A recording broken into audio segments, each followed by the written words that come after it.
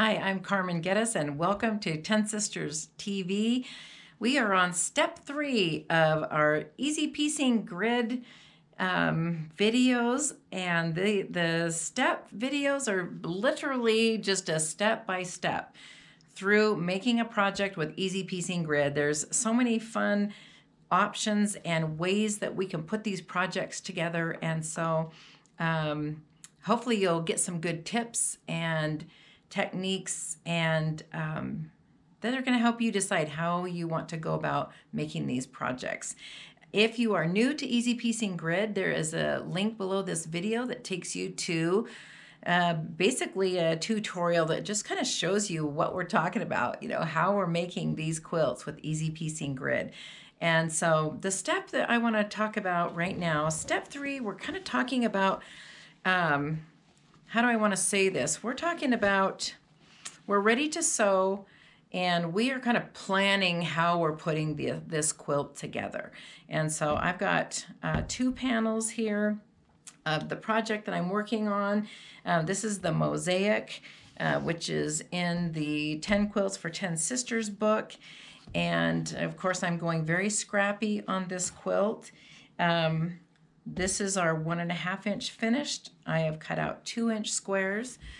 Just to back up a little bit, one thing that I wanted to point out that I do when I'm looking at the back of my quilt, or no, not my quilt, my panels. Let me see if I did this right. I think I did it. Okay, so I did it on the top left-hand corner.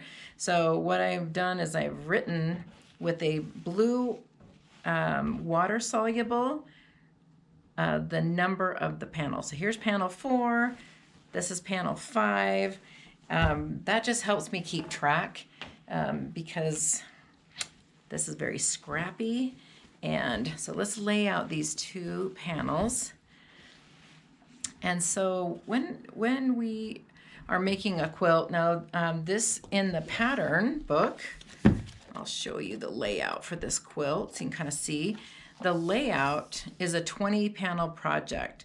Well, I'm going to be making mine more of a throw size, and so I'm actually going to be going 5 panels one way and then about 3 panels the other way. And so this is going to kind of turn out to be just more of a big throw, and haven't decided if I'm going to put a border on it yet, but this is where I'm going to go now. Like I mentioned in the previous step, when you are making a quilt, it's actually visually, because this is such a visual process, visually, this is easier to put together, or to, I guess I should say, to piece, if you don't start sewing until you have the whole quilt top ironed down, because when I've ironed the squares onto this panel and I've got my next panel ready to go, I can just see exactly what fabric needs to come next, and so it's just easier visually that way. And so let's just assume that I've done that, which I haven't.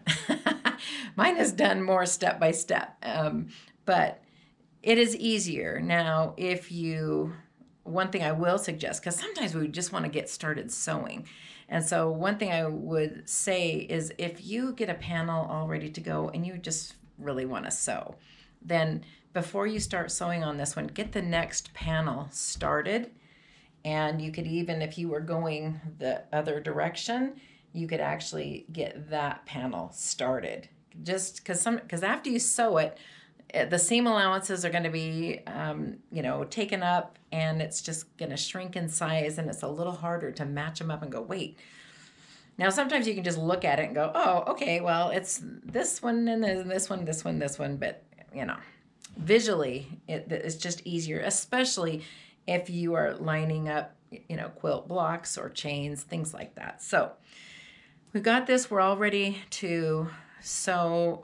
We're just going to assume I've ironed all the panels are all ironed and ready to go. So now there's a couple things to decide. The first decision is, which way am I going to start sewing first? Let me just fold this back. Am I going to start sewing let's get that so you can see. Am I going to start sewing these short seams first? Remember, you're going to fold on the fold line, sew your 1/4 inch seam, do a little back stitch on each end, right? So you can do that. You're going to go through that panel in the one direction. In the next video, we're going to talk about the clipping and the pressing, but now we're just kind of talking about planning. Or do I want to sew these long seams first? Now, the reason why I'm asking myself that question is if I sew the short seams first, it's going to shrink this panel up. You know, it might make this a little bit more manageable. And, you know, then whatever. If you're going to sew up your quilt just one panel at a time, then the only guideline that you really want to follow is sew your seams. Let's see, let me back up. Whichever direction you sew your seams, do that on every panel. So if you're sewing the short seams first, do that on every panel in your entire quilt, because when you go to put the panels together, then we're going to do that pressing, so all those seams are going to nest and everybody's happy. And so there's that. Now your other option, which we do have a couple other videos dedicated just to this this option, is fusing your panels together. And so I'm going to show you on this video too, but I will say that typically when I am done ironing all the squares down, notice on this panel I've trimmed everything right next to the fabric, and even like right up here you can see that, you know, I have some left over. I didn't trim right up to the fabric, so I need to come back, you know, with scissors or a rotary cutter and trim that right on the line, right next to the fabric. I do that for a couple of reasons. Let's say this is just a one panel project. You're just getting all that excess out of the way. So when you're doing, especially when you're doing your pressing, you don't want extra, you know, extra grid sticking out, and after you sew your seams it gets kind of ruffly and it just gets in your way. So I really like to get it all trimmed out of the way, except if I'm going to fuse. Now on my project I am sewing my short seams first, and so I want to fuse these two panels together. Now, the beauty of fusing panels together before you sew is basically you are eliminating the pinning, which I am really big on. But the other thing that I know is going to happen is that I know that when I fuse these together, I've not only eliminated the pinning, but they're going to match up perfectly. Because when we sew on EasyPiecing Grid, we are sewing according to the foundation, not our cutting. We've eliminated that step where we're putting those two pieces of fabric together. And like we were talking about on the previous video, even if my cutting isn't perfect, the foundation is. And so they are going to just match up. Those corners are going to be perfect every single time. So to fuse panels together, there's two ways that you can do it. You can, I had a glue stick here in my sewing room somewhere, and it looks like I do not have it. Let me grab one. Hang on. Hello. All right, so I'm just going to show you on this little part here. We're going to bring this panel over.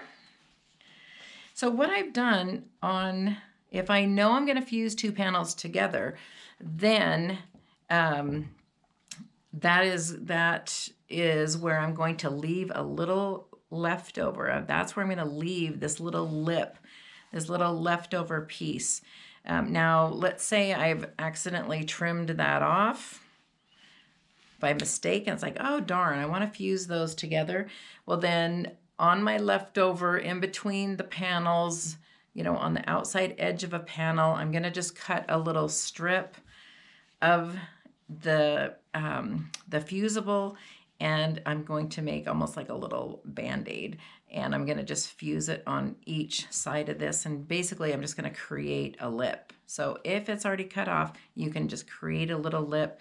There's couple ways you can do this. You can do it just on a pressing board where you've got your iron on. Now when you're matching these up, we're matching up the foundation. So you can see I've kind of ragged this around for a while. My fabrics are actually starting to fray a little bit. It's time to sew this up. So instead of matching up my squares, I am matching up the foundation. And so you can see the little tick mark right there. And so usually you can see just a little smidge of it here. That is what I'm matching up. Now I could just lay this right here and then just come in with the iron, but I think it's a little bit more manageable if you do a glue stick. Now I'm using this purple so you can see it. And this does say that it dries clear, but I will tell you that I actually prefer the white washable glue stick. I've used purple for years. I've used it on dozens of projects, but if you have a really light fabric, or something that might show through, because this glue is starch based, I think it actually can be scorched, if you did it, way too much. And so anyway, I like the white. All right, so I've matched these two up. Then I'm going to come in. Now the glue is not going to muck up your iron because it's starch. And this is where you practice your deep breathing. You're just going to take in a nice deep breath, breathe in and breathe out. And we're just going to press this, instead of a lot of tapping, let's just let's just go a little slower, because what you don't want is for this to come apart. So now basically what I've done is I've just eliminated the pinning. Now I'm going to lift this. Well, I'm not going to lift it up. I've eliminated that pinning between these two panels. These are going to match up perfectly, and it's just going to be fold and sew. And that's really kind of a fun thing to do, is fuse these together. But the other thing I do want to talk about, now I'm going to unfuse these, and the way that I am doing that is I'm just warming it up again, and that usually will kind of warm that glue up, and it will let me just peel those apart. There we go. All right, let's kind of come back to square one. Because we have options, this is what I kind of want to talk about, is just your options in planning out the quilt. So the other thing that I want to talk about is, okay, let's back up and we say, okay, I'm going to fuse these two panels together. I just kind of wanted to show you what I meant by that and actually just do it. And so let's say, yes, I am going to fuse these two panels together.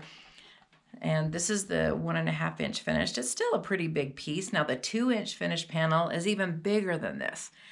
And so one thing that's going to make these more manageable is I can sew some of these seams to shrink this in. It's going to make this a little smaller, a little bit more manageable. Now we're going to talk about this also in the clipping and the pressing in our next step. But I just kind of want to talk about it now. If you're going to fuse your panels together this way, well then I don't want to sew these short seams, because that's going to close those seams up, right? And I just don't recommend trying to fuse panels together after you've sewn them. It's just a little bit more worky than it needs to be. And so if I want to fuse these two panels together, I can sew the long seams first. It's going to shrink each of these up and then fuse them together. It just kind of makes it a little bit more manageable. So that's kind of what I mean about planning out the quilt. How do we want to manage this quilt? How do we want to sew these panels together? I'll show you the quilt behind me is the scrappy chain. And so kind of show you on this layout also. So what I'm saying is, like if you just fused just two panels together on a big project, if you just fused two panels together at a time, you basically would eliminate half the pinning. Can you tell? I don't like to pin. But I do like things to turn out nice. And so if let's say I was going to make this project and I want to fuse two panels together at a time and I want to go this way, then that's how I'm going to fuse them. Now, you can also fuse the long way, right? I could be saying, well, I'm going to make this big, and I'm going to just fuse this section together and this section together. So then if I was going to be fusing lengthwise, then you would sew the short seams first. Does that make sense? You're going to sew the short seams. It's going to shrink this in, and these long seams will still be open. They will be not sewn, so those you can fuse together. And so hopefully that makes sense. And I think one of the best ways is when you iron your squares down and just kind of like lay them next to each other, and you'll visually just kind of see what I'm talking about. But this is kind of what I mean about planning the quilt. Now, I will confess to you that I have sewn some pretty big quilts with no pins. I mean, I will go to great lengths. And when you do have bigger sections that you fuse together before you sew, then you need to give yourself some room. If you have a sewing machine on a little table with a wall in front of you, then I might just sew one panel at a time, right? Maybe 2 or 3, depending on how big your squares are.